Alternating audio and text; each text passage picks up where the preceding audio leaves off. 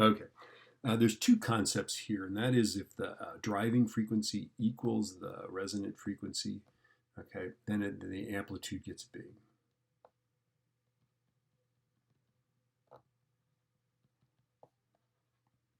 Okay, and then the other concept is that the oscillators will lag. Okay, now if it's a fast oscillator, if it's faster than the driver, it'll be in phase. If it's resonant,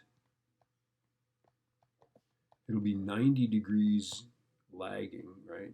And if it's a slow oscillator, if it's slower, much slower than the driver, then it will lag 180 degrees. Okay, so let's just think about this, right?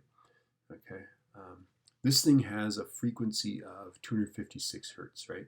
So if we drive it with 100 hertz, this driver relative to the, or this oscillator relative to the driver is a fast one, right? Okay, so it's going to be in phase, okay? But since the resonant frequency is 256 and the driving frequency is 100, okay, it's going to be a small amplitude. It's not resonating. Okay, it'll be in phase though because this thing really wants to oscillate much faster than that driver, right? And so it's just going to follow it around but not really get a whole lot of amplitude. Okay, now let's suppose we drive it at 256. Well, this is resonant, right? This is its resonant frequency. Okay, so it's going to be a big amplitude, and it's going to lag 90 degrees behind the driver. Okay. Now, if we drive that same one at 1,000, well, relative to 1,000, a 256 hertz oscillator is a slow oscillator. Okay, remember slow ones lag 180 degrees, so we're going to lag 180 degrees. And since 1,000 hertz is not the resonant frequency, it's going to be a small amplitude.